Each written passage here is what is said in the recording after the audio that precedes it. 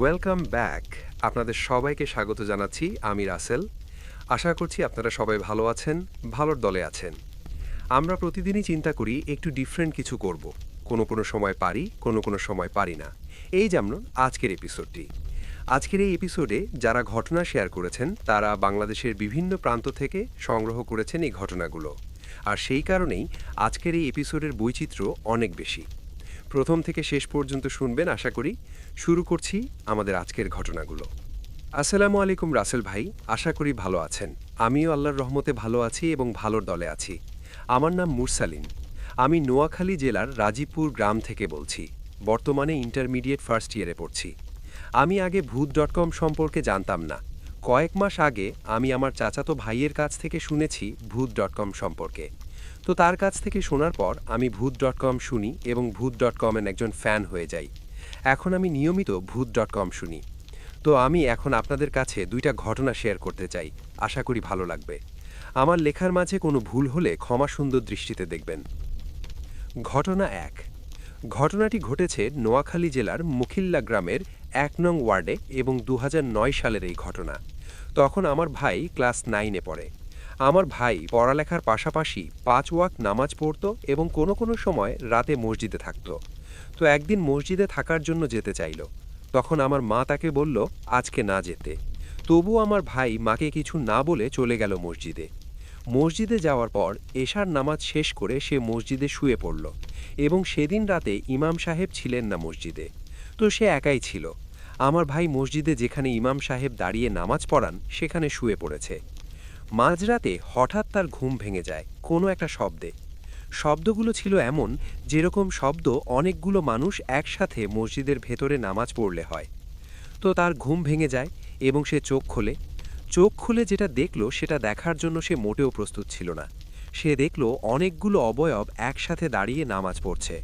তাদের মুখ বা চেহারা কিছুই দেখা যাচ্ছে না এবং অবয়বগুলো এতই লম্বা যে তাদের মাথা ছাদ পর্যন্ত ঢেকেছে এবং তাদের মধ্যে একজন ইমাম সাহেব হয়ে সামনে দাঁড়িয়ে নামাজ পড়াচ্ছে। আমার ভাই এটা দেখার পরে ভয় পেয়ে চোখ বন্ধ করে রাখল। 1 সেকেন্ডের জন্য চোখ খুলল না। হঠাৎ সে এলাকার একজন মুরব্বির কণ্ঠ শুনতে পায়। মুরব্বি বলল, উঠুন ইমাম সাহেব, ফজরের নামাজের সময় হয়েছে, আজান দিন, উঠুন। তো এটা শোনার পর আমার ভাই মনে সাহস পায় এবং চোখ খোলে। চোখ খুলে সে দেখে মসজিদ পুরো ঠান্ডা, সেই অবয়বগুলো নেই। মসজিদে এত ঠান্ডা যে এখন মনে হচ্ছে কোনো কিছুই ঘটেনি। আমার ভাই উঠে ফজরের নামাজ শেষ করে বাড়িতে এসে আমার মাকে সব বলে। তো এরপর তার সাথে আর কিছুই ঘটেনি এবং এটাই ছিল তার সাথে ঘটে যাওয়া প্রথম ঘটনা। ঘটনা 2। এই ঘটনাটি ঘটেছে আমাদের এলাকাতেই। আমাদের এলাকা হচ্ছে নোয়াখালী জেলার রাজীবপুর গ্রামে এবং এই ঘটনাটি ঘটেছে ২০১৩ সালে। তখন আমার ভাই কলেজে পড়ত। আগেই বলে রাখছি, আমার ভাই যে সময় মাদ্রাসায় পড়তো তখন সে ছিল অনেক ভদ্র। মানে সে সবসময় পাঞ্জাবি বা জুব্বা গায়ে দিত, 5 ওয়াক্ত নামাজ পড়তো, মসজিদে ইমামতি করত, সবাইকে সম্মান করত, আজে বাজে আড্ডা দিত না। এরপর যখন সে কলেজে ওঠে সে পুরোই পাল্টে যায়। নিয়মিত নামাজ পড়ে না, বন্ধুবান্ধবের সাথে আড্ডাও দেয়। তো এভাবেই চলতে থাকে। এরপর তখন সে একটা ড্যান্স স্কুলে ভর্তি হয় এবং কাউকে কিছু না বলে স্কুলে গিয়ে ড্যান্স শেখে। তো একদিন সে স্কুলে যাবে, সেদিন তার স্কুলে টাকা দেওয়ার দিন ছিল। তো সে মাকে বলে কিছু টাকা দিতে। মা টাকা দেয়নি, কারণ তার চলাফেরা এখন অন্যরকম হয়ে গেছে। এরপর সে টাকাটা নিয়েই চলে যায়। তারপর আমার ভাই মায়ের আলমারি থেকে মাকে না বলে একটা সময় টাকা নেয়, ভাবে রাতে এসে বলবে। এরপর সেদিন রাতে আমার এক জেঠি আম্মা, তিনি আমাদের বাসায় এসেছিলেন, আমাদের ঘরে ছিলেন তিনি। তো জেঠি আম্মা আমার মায়ের রুমে বসে গল্প করছিলেন, আমিও বসেছিলাম তাদের সাথে। ঘটনাটা শুরু হয় তখন আমি খুব ছোট। তো গল্পের মাঝখানে আমি হঠাৎ খেয়াল করি মায়ের রুমের দরজায় হেলান দিয়ে দাঁড়িয়ে আছে আমার ভাই। তার চোখগুলো আগুনের মতো লাল হয়ে আছে, সে আমাদের দিকে তাকিয়ে আছে। আমি মাকে বললাম, মা দেখো ভাইয়া এসেছে। মা কিছু বলল না, কারণ ভাইয়া তাকে না বলে টাকা নিয়ে গেছে, তাই মা রাগ করে আছে। এরপর ভাই তার রুমে গিয়ে শুয়ে পড়ল। হঠাৎ আমরা শুনতে পেলাম ভাইয়া চিৎকার করে বলছে, মা মা আমার মাথা চলে যাচ্ছে, মাথায় পানি দেন। মা তখনও কিছু বলছে না, কারণ মার রাগ তখনও পড়েনি। এরপর ভাইয়া আবারও চিৎকার করে বলল, মা, মাথায় পানি দেন, জ্বলে যাচ্ছে। এটা শুনে মা আমার বোনকে বলল, যা, তোর ভাইয়ের মাথায় পানি দিয়ে আয়। এরপর আমার বোন গেল তার মাথায় পানি দিতে। কিছুক্ষণ পর আবারও শুনতে পেলাম ভাইয়ার কণ্ঠ, মা, আপনি কোথায়? তাড়াতাড়ি আমার মাথায় পানি দিন। আমার মাথা চলে যাচ্ছে। এটা শোনার পর আমি ভাইয়ের রুমে গেলাম। দেখি বোন তো তার মাথায় পানি দিচ্ছে, তবুও ভাই বলছে পানি দিতে। এরপর আমার বোন বলল, আমি তো মাথায় পানি দিচ্ছি ভাই। এরপর সে কতক্ষণ চুপ করে রইল। তারপর আবার বলল, মা, আপনি কোথায়? আপনি আমার কাছে আসুন, আমি চলে যাচ্ছি আপনাদেরকে ছেড়ে। এটা শোনার পর মা দৌড়ে গেল তার রুমে এবং বলল, কি হয়েছে বাবা, তুই এরকম করছিস কেন? তারপর আমার ভাই বলল, মা, কোথায়? আমার কাছে এসো মা, তুমি আমার বুকে এসো, আমি চলে যাচ্ছি, আমি তোমাদের ছেড়ে চলে যাচ্ছি। এটা শুনে আমার মা চিৎকার দিয়ে কাঁদতে শুরু করে এবং বলে, কি হয়েছে বাবা তোর, তুই এরকম করছিস কেন? আমি তো তোর কাছেই আছি। তো মায়ের চিৎকার শুনে বাড়ির সবাই আমাদের ঘরে চলে আসে। তখন আমার ভাই বলল, আমি চলে যাচ্ছি। মা তাকে জড়িয়ে ধরে কাঁদতে লাগল। ভাই তখনও বলছে, আমার কাছে এসো মা, আমার বুকে এসো, আমি চলে যাচ্ছি। আবার বলল, মা, আমি কিছু দেখছি না, আমি তোমাদেরকে দেখছি না, আমার চোখে সব অন্ধকার। এরপর সবাই মিলে ভাইকে ধরে আমাদের সামনের রুমে নিয়ে আসে। আমার বড় ভাই আমার মেজ ভাইকে ডাকতে লাগল, আর মেজ ভাইয়ের নাম ছিল শিপন। বড় ভাই বলল, শিপন, তুই কই? তুই আমার কাছে আয়। তখন মেজ ভাই তার কাছে যায়। সে আবার বলে, শিপন, আমি চলে যাচ্ছি, তুই সবাইকে দেখে রাখিস, মাকে দেখে রাখিস। এটা শুনে মেজ ভাইও কাঁদতে লাগল। এরপর আমার বোন আমার বাবাকে ফোন করে। আমার বাবা তখন বাড়িতে ছিল না, ঢাকায় ছিল। তো বাবা বলল, সকালে আসবে, এত রাতে আসতে পারবে না। তখন রাত 12টা কিংবা তার বেশি বাজে, এত রাতে গাড়ি পাওয়া যাবে না। তো ভাইয়ার এই অবস্থা দেখে বাড়ির সবাই আমাদের ঘরে চলে আসে। তারপর ভাই বলল, আপনারা কোথায় গিয়ে আছেন শুনুন সবাই, আমি কিছু দেখছি না, সব কিছু অন্ধকার। আর মা, আমার খিদে লেগেছে, আমাকে ভাত দিন, ভাত খাবো। এরপর ভাইকে ভাত দেয়া হলো। সে ভাতগুলো খেলো। খাওয়ার পর আবার বলল, মা, বলছি না আমাকে ভাত দিতে, আমি ভাত খাবো। এরপর তাকে আবারও ভাত দেয়া হলো। সে ভাতগুলো খেয়ে আবারও বলছে আবারও ভাত দিতে। এরপর এলাকার মসজিদের ইমাম আর বিভিন্ন হুজুরকে ডাকা হলো। তারা এসে আমাদের বাড়িতে আমাদের সোনাইমুটি বাজারের বড় হুজুরকে ডাকল। তো তিনি আসলেন, এসে কুরআন শরীফ নিয়ে বসলেন আমার ভাইয়ের পাশে। হুজুর কুরআন শরীফ পড়বেন, এমন সময় আমার ভাই কুরআন শরীফটা বন্ধ করে দেয় এবং ওপরের দিকে তাকিয়ে কুরআন শরীফ পড়তে থাকে। হুজুর যে যে দোয়া পড়বে সেগুলো আমার ভাই পড়তে থাকে। এটা দেখে আমরা অবাক। হুজুর বলল, আমি তাকে কি কুরআন শরীফ পড়ে শোনাব, কি দোয়া করব? সেগুলো সে জানল কিভাবে? ওকে দেখে মনে হচ্ছে ও আমার থেকেও বড় জ্ঞানী। কুরআন শরীফ সে মুখস্থ করেছে। তারপর আবার ভাই বলল, আমি শেষবারের মতো 2 রাকাত নফল নামাজ পড়তে চাই, আমি অজু করব, আমাকে নিয়ে চলো গোসলখানায়। তারপর 2-3 জন মিলে আমার ভাইকে নিয়ে যায় গোসলখানায় এবং সে অজু করে আসে নামাজ পড়তে। তখন সে চোখে অন্ধকার দেখছিল, তখনও তার চোখগুলো আগুনের মতো লাল ছিল। এরপর আমার ভাই নামাজ পড়ে। নামাজ পড়ে এসে রুমে খাটের ওপরে বসে। তারপর বলে, সবাই 5 ওয়াক্ত নামাজ পড়বে, সৎ পথে চলবে। সে বন্ধুদেরকে বলে, শোন তোরা, নামাজ পড়িস, হাতটা দিস না এভাবে। এরকম চলতে চলতে হঠাৎ শুনে ফজরের আজানও হয়েছে। যখনই আমার ভাই আজানের শব্দ শুনে সে সেন্সলেস হয়ে খাটের উপরে পড়ে যায়। এর কিছুক্ষণ পরেই তার জ্ঞান ফিরে আসে। জ্ঞান আসার পরে সে বলল, এসো, আমরা সবাই নামাজ পড়ি। সবাইকে নিয়ে আমার ভাই মসজিদে যায় এবং ফজরের নামাজ পড়ে বাড়িতে আসে।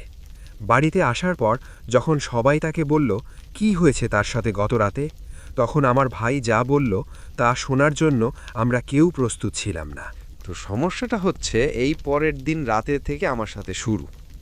তো পরের দিন রাতে থেকে শুরু হচ্ছে ব্যাপারটা এরকম। আরেকটু কিছু বলি, না হলে বুঝবেন না। তো এই সময়টা ছিল যে তখন আমাদের হচ্ছে পাকা ঘর তৈরি হবে। তো আমাদের পুরাতন একটা বাড়ি ছিল বাগানের ভিতরে, মানে আমাদের ঘরের সামনে থেকে একটু বাগান সাইডে। তো বাগান সাইডে হচ্ছে ওটা সাইডে হচ্ছে ঘাস বাগান, তো ফাঁকা বাড়ি। তো আমি আব্বুরা ওনারা হচ্ছে ভিতরের রুমে আর আমি বাইরে খাটে শুয়ে যাচ্ছি। তো আমারও হচ্ছে আপনার ঘাসের দিকে আর কি বাগানের দিকে মুভ করা আর এই দিকে মুভ করা। তো আমি ঘুমাইনি, স্বপ্নে দেখি যে অনেকগুলা সাপ আমার আশেপাশে ঘুরতেছে, আমার ডাকতেছে। এরকম 2-3 দিন স্বপ্ন দেখার পর লাস্টের দিন, প্রায় 4 দিনের দিন, হঠাৎ করে মনে করেন যে আমাকে হাত থেকে টান দিয়ে লড়ায় ফেলা, মনে করেন ওই বাগানের দিকে টেনে নিয়ে চলে আসতেছে। তো যখন আমি অনেক ছটফট করার পরে যখন জোরে চিল্লাসি, বাসার সবাই উঠে আসি, কী হয়েছে কী হয়েছে কী হয়েছে। তা আমি বললাম যে এই ব্যাপারে এই সমস্যা, কিছু হয় না, আমি একটু ভয় পাইছি, কোনো কিছু উল্টাপাল্টা শব্দ দেখতেছি। ঘরের বেলা আমি বিষয়টা এরাই বলি না। তো না বলার কারণে একদিন তারপরের দিন সকালবেলা আমি হচ্ছি, সো আমার আবার একটা কাকি আছে, উনার গায়ে আবার জিন আছে, বাট উনার গায়ে জিন আসর করা আছে এটা আমি আগে থেকে জানতাম। তো এবার মনে করেন যে ওনাদের বাড়ি গেছি না, ওখানে আবার একটা দোকান আছে। তো আমি দুপুর টাইমে হচ্ছে বিকেল টাইমে দোকানটায় গিয়েছি, গিয়ে ওখানে দোকানটা সাইডে দাঁড়ায় আছি। তো ওনারা আমি আর খেললো করি নাই, উনি ছিল না পাশে। আমার এক ফ্রেন্ডের সাথে আমি এটা শেয়ার করতেছি যে আমার সাথে এই ব্যাপারে এই ঘটনা ঘটছে কাল রাত। উনি হঠাৎ করে দেখলাম চোখ মুখ লাল করে এসে আমার গলার চিপা ধরছে, বলতেছে এই তুই কি মারতে গেছিলি সাপ? মারতি সাপ তোরে জীবনের মতো ওই দিন রাতেই শেষ করে দিত। তোর তো কপাল ভালো, তোর মায়ের মানে দুধের অনেক জোর আছে, এই কারণে তুই বাইচা গেছে, আর তোর সাথে একজন আছে সে তোরে বাঁচায় দিছে, না তুই ওই দিনই মরে যেতি রাত্রে। তো আমি তো ভাই ভাই বিশ্বাস করেন পুরো অবাক। এটা ওনার কাছ থেকে এগুলার ওনার আমি কখনো বলিও নাই, উনি কিভাবে জানলেন? আমি এখানে অবাক। পরে উনি আমারে বলে তুই আমার কাছে মাগরিবের নামাজের পরে আসবি, আমি তোরে ঝাড়ারে দিব। আচ্ছা ঠিক আছে কাকি, তোমার মাগরিবের পরে যাই। উনি আমাকে ঝাড়ায় দেয়, তো দিয়ে বলছে যে তোরে আজকে ঝাড়ায় দিলাম, তো তোর কপাল খুবই ভালো, তোরে যেন আর কখনো না দেখি সাপ মারতে, ঠিক আছে? তো আমি আর মনে করেন যে রাসেল ভাই উনি আমাকে যখন পানি পড়াটা দেয়, তো খাওয়ার পরে ইনশাল্লাহ আমি ভালো হয়ে যাই। তো ভালোভাবে এরপরে আমার সাথে আর কোনো কিছু ঘটে নাই। সো রাসেল ভাই জানি না কতটুকু ভালোভাবে বলতে পেরেছি। তো আমার কাছে আরও প্রচুর ঘটনা আছে, মাছ ধরার ঘটনা, মানে খালে বিলের ঘটনাটাই বেশি, যেহেতু আমার গ্রাম অঞ্চলের বাসা। তো আপনি যদি বলেন তাহলে আমি এই ঘটনাগুলো রেকর্ড করে পাঠাইতে পারি বা লিখেও পাঠাইতে পারি। সো ধন্যবাদ। আর ভূতfm.com দীর্ঘজীবী হোক, সবসময় শুভকামনা রইল। আল্লাহ হাফেজ। আমি অশরীরী, দেখতে পাবে না কভু, এতকাল ধরে শুনছো, শুনতে কি পাও না কভু। ভট ফিয়ার রিটার্নস। Welcome back. আপনাদের সবাইকে স্বাগত জানাচ্ছি, আমি রাসেল। আশা করছি আপনারা সবাই ভালো আছেন এবং ভালোর তলে আছেন। আমিও ভালো আছি এবং ভালোর তলে আছি। আরও একবার কথা না বাড়িয়ে সরাসরি চলে যাচ্ছি ঘটনায়। আশা করছি এই ঘটনাটি আপনাদের ভালো লাগবে। চলুন, যেভাবে লেখা আছে সেভাবেই ঘটনাটি পড়ে শোনাই আপনাদের। আসসালামু আলাইকুম রাসেল ভাই ও প্রিয় শ্রোতা বন্ধুরা, কেমন আছেন আপনারা? আমি মোহাম্মদ সাবিদ আলম লিখছি ময়মনসিংহ বিভাগ থেকে। দীর্ঘ 1 মাসেরও বেশি সময় পার করে আবারও আজ আমি নতুন একটি ঘটনা নিয়ে আপনাদের সামনে উপস্থিত হয়েছি। আজকের ঘটনাটি আমি কালেক্ট করেছি শাহজাহান নামক একজন ভদ্রলোকের কাছ থেকে। ঘটনাটি মূলত একটি হন্টেড হাউস ভিত্তিক। কথা না বাড়িয়ে শাহজাহান সাহেব আমাকে যেভাবে ঘটনাটি বলেছেন আমি সেভাবেই আপনাদের সামনে উপস্থাপন করছি এবং অনিচ্ছাকৃত ভুল ত্রুটির জন্য ক্ষমা প্রার্থনা করছি। বলছেন শাহজাহান। আসসালামু আলাইকুম, আমার নাম শাহজাহান। আমি যেই ঘটনাটি বলতে এসেছি সেটি আমার নিজের বাড়ি কেন্দ্রিক একটা সত্য ঘটনা, যার রেশ আমি আজও ভুলতে পারিনি। সেই সব মুহূর্ত যেগুলো আমাকে ভেতর থেকে একদম দুর্বল ও ভয় পাইয়ে দিয়েছিল এক নিমিষেই। আমরা সবাই সিলেট থেকে চট্টগ্রামের অক্সিজেন নামক জায়গায় চলে এসেছিলাম আমার কাজের সূত্রে। আমি অক্সিজেনের কোনো এক জায়গায় নতুন একটা বাড়ি কিনে নিয়েছিলাম। আমার পরিবার ছিল আমার স্ত্রী আর 2 সন্তান। আমাদের 2 তলা বাড়ি।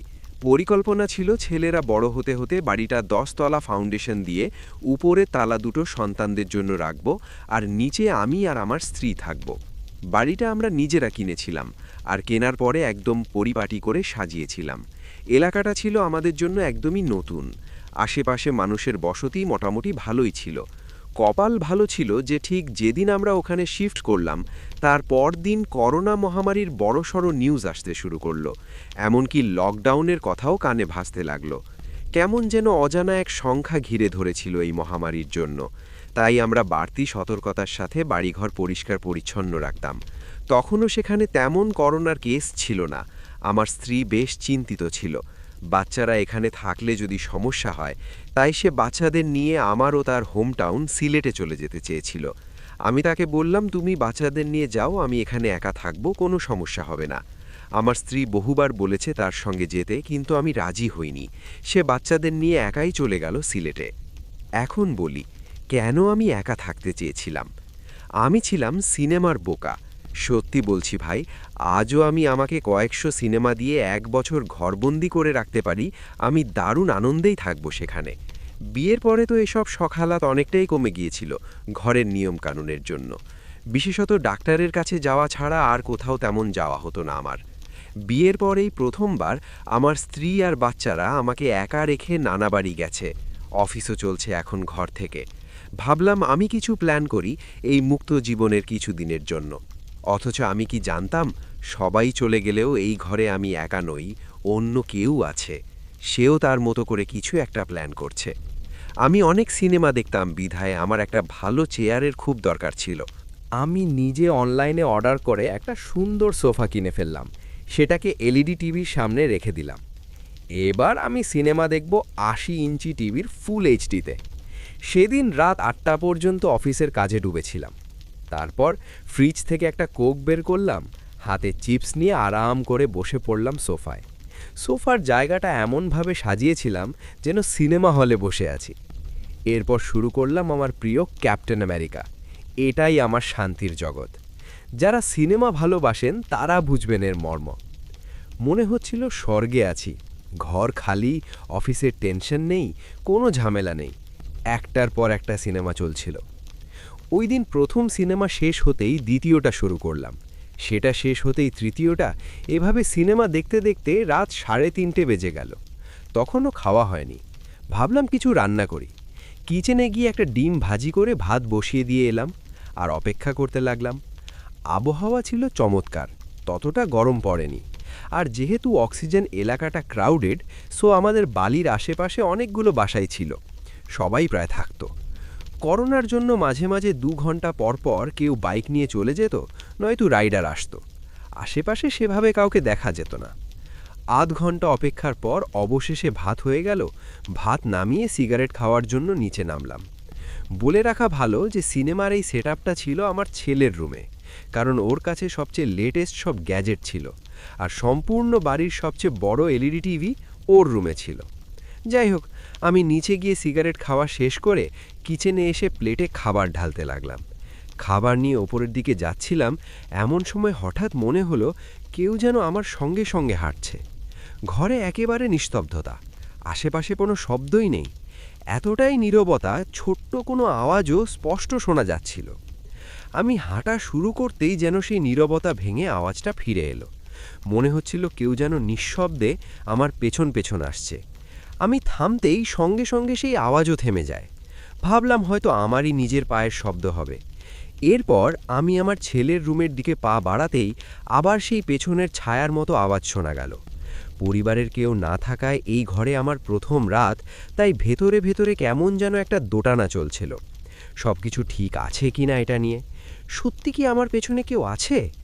কিছুক্ষণ ভেবে বুঝতে পারলাম যে আসলেই কানে কারো হাঁটার শব্দ পাচ্ছি, কিন্তু বারবার মনে হচ্ছিল বুটির শব্দ, একটার পর একটা জোরে জোরে আসছে। আস্তে আস্তে ভয়ের অনুভূতিটা গ্রাস করলো আমাকে। হঠাৎ দৌড়ে পালাতে শুরু করলাম, কিন্তু অবাক করা বিষয়, দৌড়ানোর সঙ্গে সঙ্গে মনে হলো আমার পেছনে কেউ দৌড়াচ্ছে একই ছন্দে।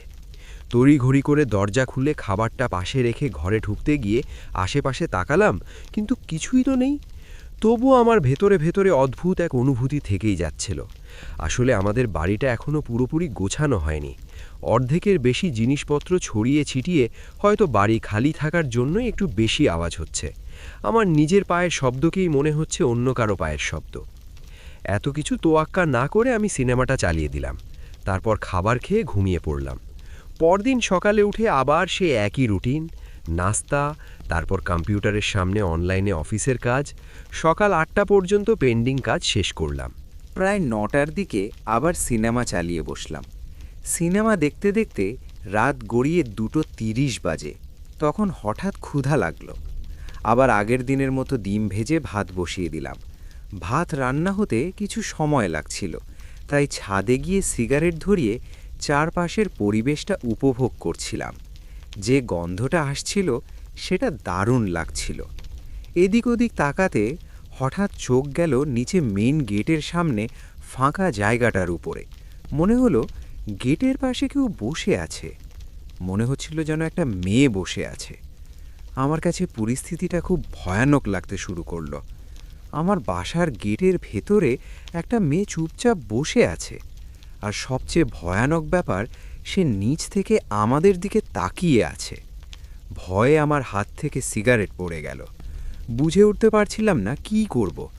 ঠিক তখনই বাসার পাশের দোকানের লোকটা দুধ আর ডিম নিয়ে হাজির হলো। আমি নিচে চাবি ছুঁড়ে দিয়ে বললাম, ভেতরে ঢুকো।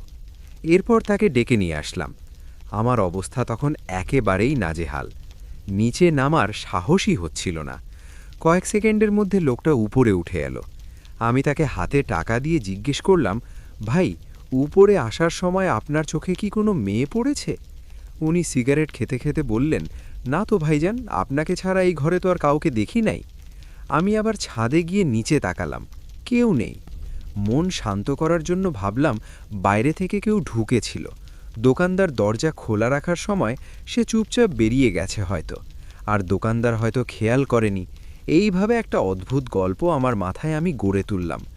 যদিও এখন ভাবলে মনে হয় এই গল্পের কোনো মাথামুন্ডু নেই, কিন্তু সত্যি ভাবার বিষয়, ওই মেয়ে বাড়ির ভেতরে এলো কিভাবে?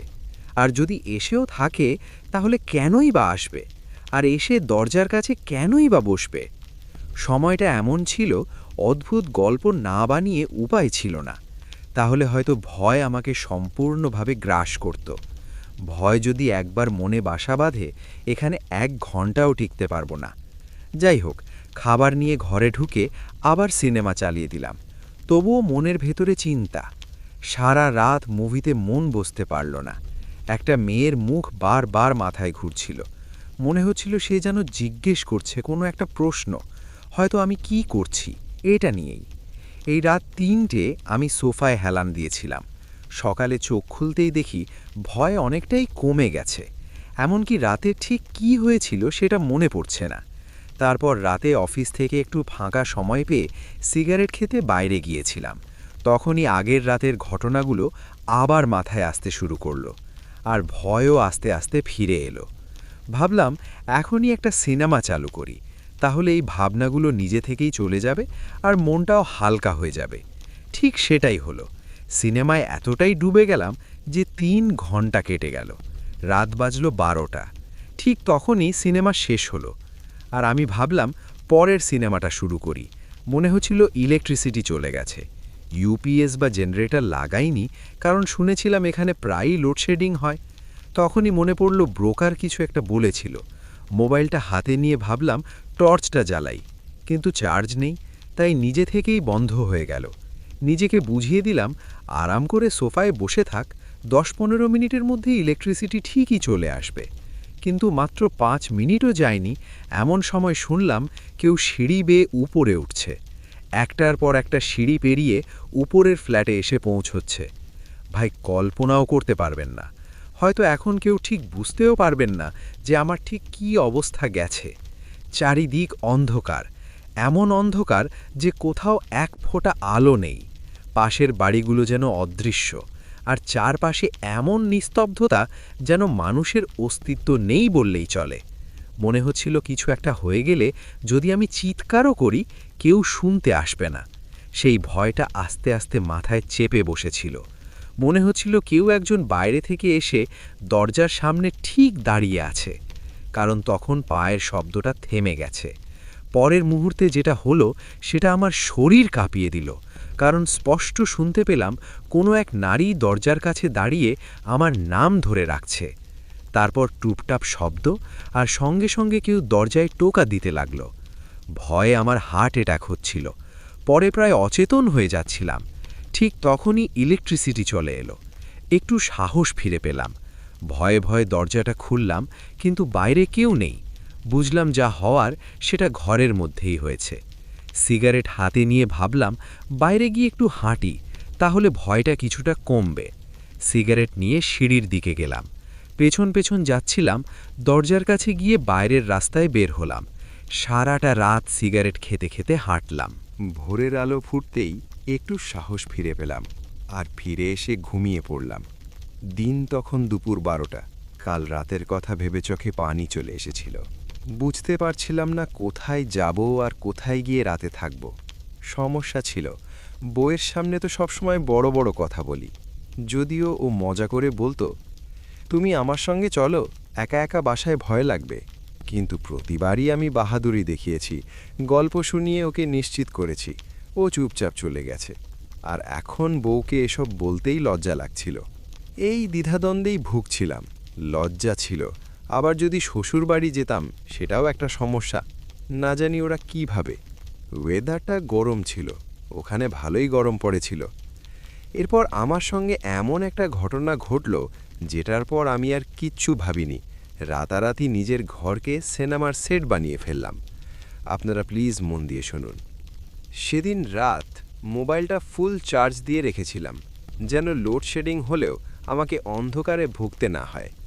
আগে ভাগে খাবার অর্ডার দিয়ে রেখেছিলাম, যেন রাতে বের হতে না হয়। রাত 9টার মধ্যে একটা সিনেমাও চালিয়ে দিয়েছিলাম। কিন্তু ভেতরে ভেতরে মনে হচ্ছিল আজ বড় একটা কিছু ঘটবে। সিনেমা শুরু হতেই আমি এমনভাবে সোফায় আটকে গেলাম যেন চারপাশের সব কিছুই একেবারে হারিয়ে গেল। হঠাৎ আমার এলইডি টিভি বন্ধ হয়ে গেল। তখন সিনেমাটা মাত্র 2 ঘন্টা পার করেছি, 1 ঘন্টা তখনও বাকি। আমি এলসিডির দিকে তাকিয়েছিলাম, ভাবছিলাম হঠাৎ কি হলো। তাকিয়ে থাকতে থাকতে নিজের প্রতিবিম্ব দেখতে পেলাম। আমি সোফায় বসে এলসিডি বন্ধ হওয়ার কারণ খুঁজছিলাম। ঠিক তখনই দেখলাম ওই প্রতিবিম্বে কেউ যেন আমার সোফার পেছনে আসছে। এরপর আমি সেই সোফায় এসে সোফার পেছনে দাঁড়িয়ে পড়লাম। তার উপস্থিতির টের পেয়ে আমার নিঃশ্বাস বন্ধ হয়ে আসছিল। সব কিছু দেখছিলাম, কিন্তু সাহস হচ্ছিল না পেছনে ঘুরে দেখার। এলসিডির দিকে তাকিয়ে ভাবছিলাম, কে দাঁড়িয়ে আছে আমার পেছনে? সে একজন মহিলা, যাকে গেটের সামনে বসে থাকতে দেখেছিলাম। তিনি সোফার পেছনে দাঁড়িয়ে আমার দিকে তাকিয়েছিলেন।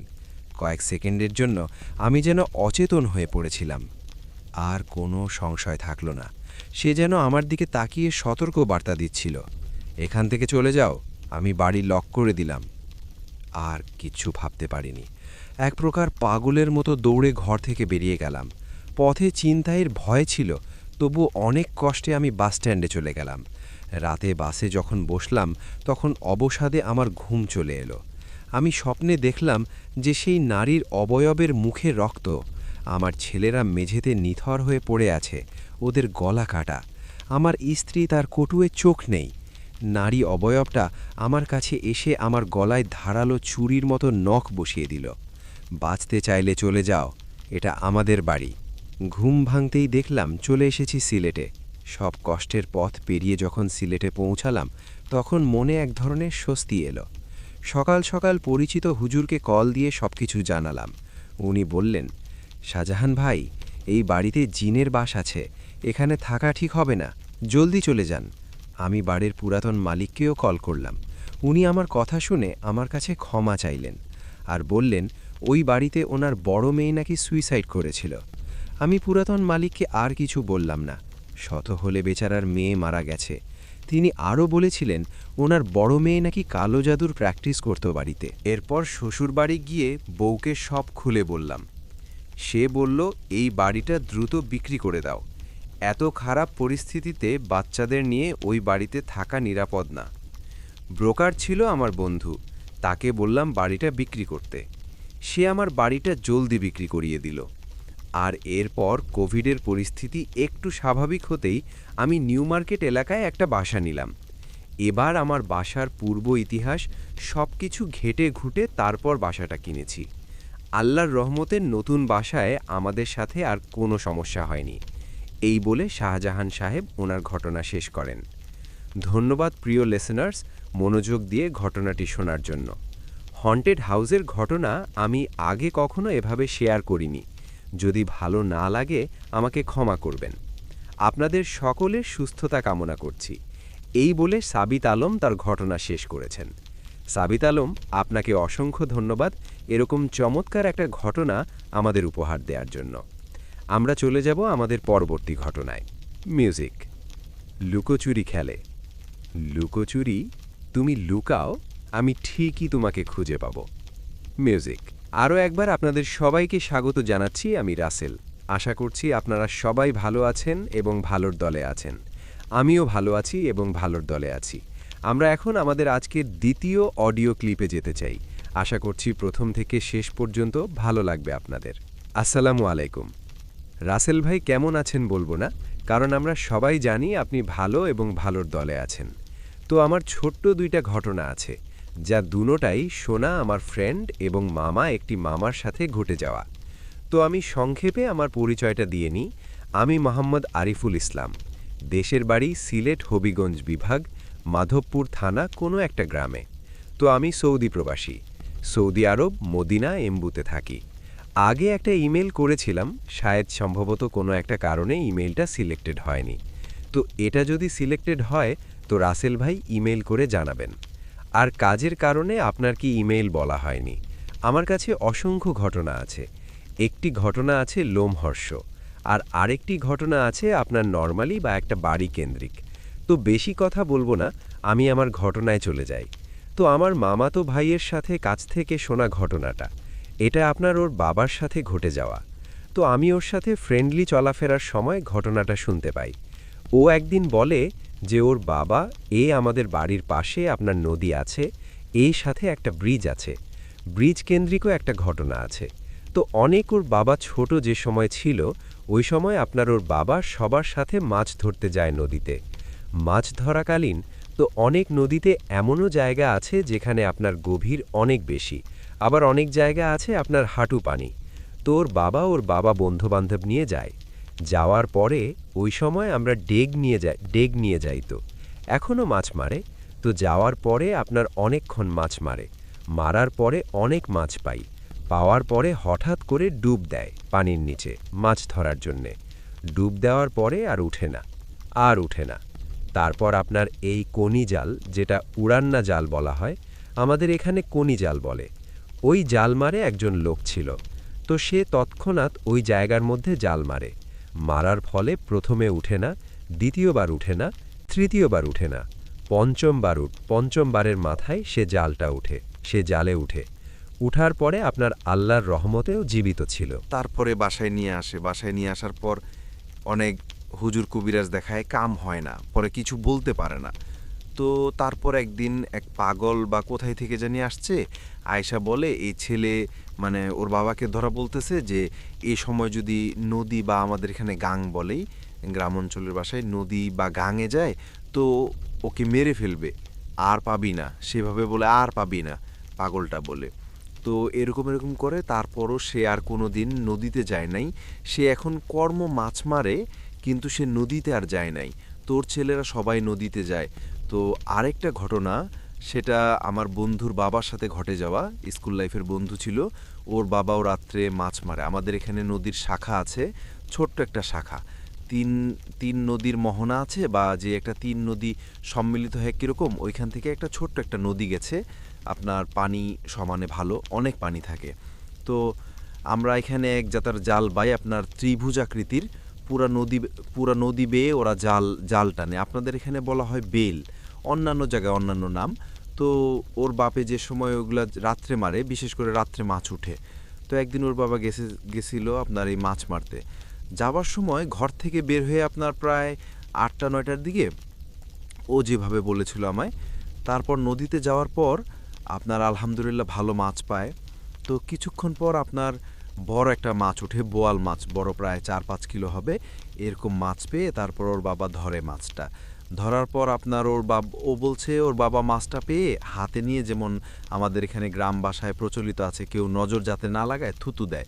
আর বা আপনি এটা খারাপ ভাবতে পারেন, কিন্তু এটা গ্রাম্য ভাষায় বলে যাতে নজর না লাগে, এই কারণে।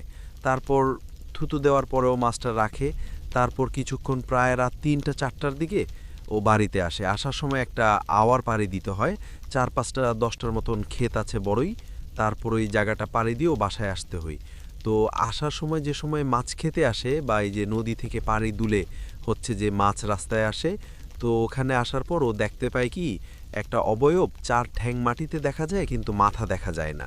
তো এরকম দেখার পর ও দোয়াজকার পরে দোয়া কালাম পড়তেছিল এবং আয়াতুল কুরসি পড়তেছিল।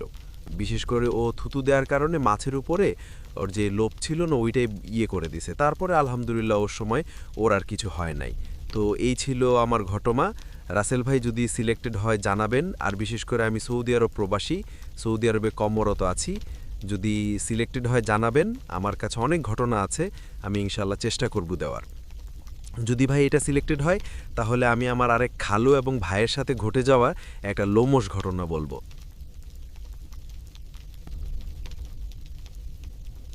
অজো ক্লিপ পছন্দ করেন না, কিন্তু আপনারা দেখেছেন যে আমরা অজবে এক ধরনের পরিবর্তন নিয়ে এসেছি এবং যাদের ঘটনা আমরা সিলেক্ট করছি তাদের ঘটনা আপনাদের পছন্দ হওয়ারই কথা।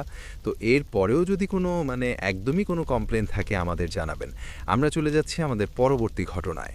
হ্যালো, আসসালামু আলাইকুম রাসেল ভাই এবং প্রিয় শ্রোতা বন্ধুরা, আশা করি আপনারা সকলে ভালো আছেন এবং সুস্থ আছেন। আমি মোহাম্মদ সাবিত আলম বলছি ময়মনসিংহ বিভাগ থেকে। আমি আজকে আপনাদের সামনে হাজির হয়েছি সম্পূর্ণ নতুন একটি ঘটনা নিয়ে, যে ঘটনাটি আমাকে বলেছেন মারিয়াম নামের একজন আপু। উনি আসলে বর্তমানে ৪৫ বছর বয়সী হবেন এবং এই ঘটনাটি যখন ঘটে তখন ওনার বয়স ছিল বলতে গেলে ১১ থেকে ১২ বছর। উনি যতটুকু আমাকে আর কি বলেছিলেন, মারিয়াম আপুর বাসস্থান ছিল টাঙ্গাইলের কোনো একটা জায়গায়। আমি প্রাইভেসির জন্য ওনার এক্স্যাক্ট ঠিকানাটা বলছি না, কিন্তু টাঙ্গাইলের কোনো একটা জায়গায় ওনার বাসস্থান ছিল। চলুন আর কথা না ঘটিয়ে ঘটনায় চলে যাই। মারিয়াম আপু তো আপু ঘটনাটি আমাকে যেভাবে বলেছেন আমি ঘটনাটি আমার ভাষায় ওনার মতো করেই বলছি। উনি বলেছিলেন যে যখন ওনার বয়স এরকম ১১ থেকে ১২ বছর হয়, ওনার বাবা ছিল না। ওই টাইমে ওনার বাবার ১-১.৫ বছর আগেই মৃত্যু হয়ে যায়। ইন্নালিল্লাহি ওয়া ইন্না ইলাইহি রাজিউন। তো ওনার বাবার মৃত্যু হওয়ার পরে ওনাদের বাসার যে কন্ডিশনটা ছিল সেটা হচ্ছে ওনার বাবার পেনশনের যে টাকাগুলো আসলে আসতো সেগুলো দিয়ে, আর ওনারা যে বাড়িতে থাকতেন সেটা নিচতলায় ভাড়া দেওয়া ছিল।